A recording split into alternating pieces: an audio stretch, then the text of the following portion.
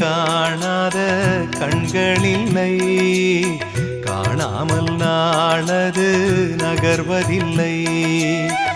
கண்ணன் என்றாலும் கள்வன் என்றாலும் கருணை புரிவான் ஸ்ரீ கிருஷ்ண பகவான்.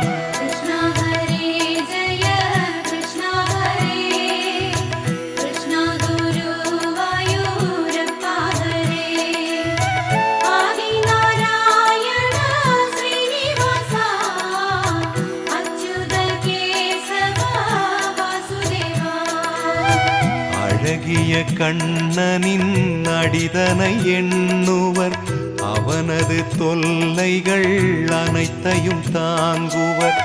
வெண்ணையை திருடிய கண்ணனின் லீலையை கண்டு ரசிப்பதே